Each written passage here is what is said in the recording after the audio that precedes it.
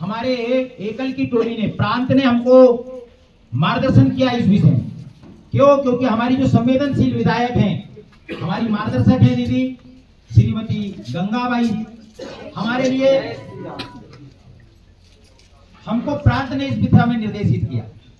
हमारे राजेश यादव जी वहां के संच प्रमुख होते हैं शाहपुर, हमारे चिचोली के जगदीश यादव जी वहां के संच प्रमुख होते हैं, और सारनी संच के हमारे छोटू भैया ये संच प्रमुख होते हैं। दीदी के विधानसभा के अंतर्गत हमारे एकल संस्कार केंद्र दूर दूर चलते हो। आपको मैं एक बात बता दूं, दीदी का स्नेह प्रेम इन लोगों के साथ में, मुझे राजेश जी ने बताया, बोले भाई साहब आपको मैं विश्वास दिलाता हूं, जब हम लोगों के लिए कोई, हम गांव में जाकर क्या करते हैं, कैसे कार्य करते हैं, इसको समझने वाला भी नहीं था ना, तब दीदी हमको अपने घर पे निज निवास पर और हमारी बैठकों को संपन्न कराने में सहयोग किया। बोलो भारत माता की जय। और वास्तव में इस 30 वर्ष में, इस 100 वर्ष जो संघ के होने वाले हैं, इसमें एकल का जो अभियान है, एकल को हम सने सने जान जाएंगे, क्योंकि दीपक को प्रकाश दिखाने की आवश्यकता नहीं होती।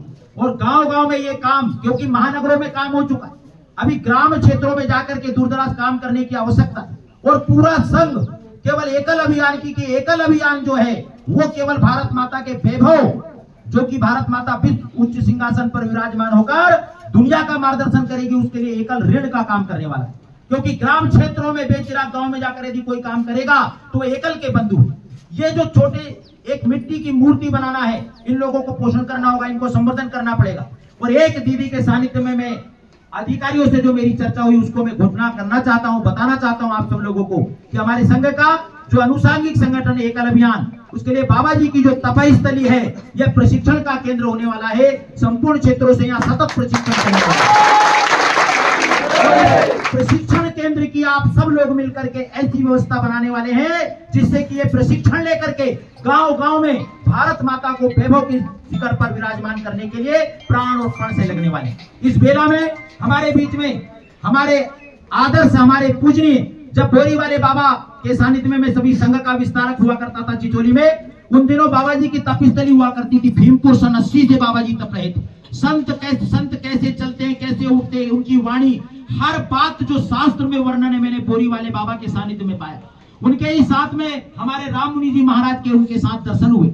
हमको बाबा जी ने दर्शन कराया, हमारे मुनि जी महाराज हमारे ऊपर कृपा की बाबा जी। और ऐसे बाबा जी, उनको हम बार बार नमन करते हैं। बाबा जी की जो तपस्थली है, उनका अखंड धुना है।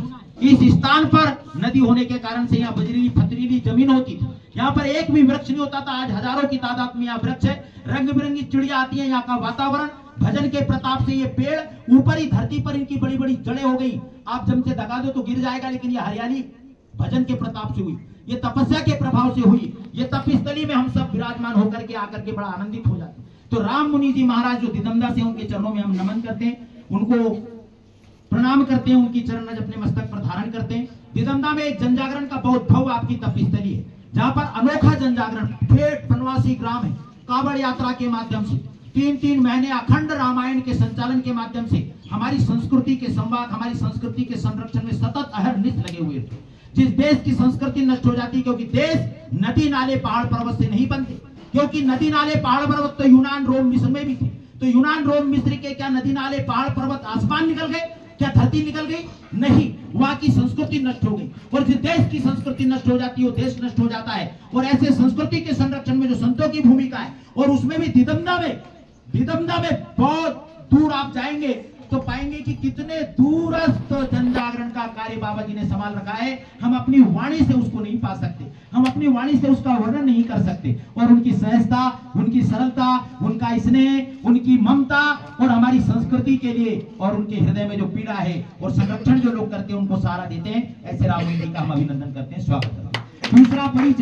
दूसरा परिचय संत समागम में, बोलो भारत माता की जय। अनोखे, अद्वितीय, बड़े सरल, बड़े ही भोले बाबा की तरह हमारे पूजनीय काले बाबा जी, बोलो काले बाबा जी महाराज की जय। आपके बारे में मैं बताना चाहूंगा, कोई परिचय के मोहताज नहीं है बाबा जी।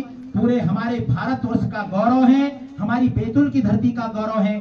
मेरे लिए सौभाग्य की बात है कि जन्म शताब्दी, गुरुजी की जन्म शताब्दी के समय जब मैं चिचोली में विस्तारक हुआ करता था, तब आप संघ के विस्तारक हुआ करते थे दामजीपुरा। वहां पर कभी सड़क का भी अभाव था और बहुत विषम परिस्थिति में बाबा जी ने लगभग 400 गांव का बैठक कर 400 ग्राम के लोग उस समय उस हिंदू सम्मेलन में आए थे, अहरनिश प्रयास किया। दूसरा, बाबा जी एक पद यात्रा करते, अमरनाथ की पद यात्रा, 12 अमरनाथ की पद यात्रा की है बाबा जी ने, एक अनोखी शक्ति हमारे देश में। और आज 10 दिन के वर्ग में अहरनिश रात दिन हमारे साथ में रह करके हम लोगों का संरक्षण कर रहे हैं। ऐसे बाबा जी, और 12 सालों से वहां सेवा का काम भी अमरनाथ में आप कर रहे हैं। तो बाबा अमरनाथ के जो पदयात्रा करता हूं, आप बताइए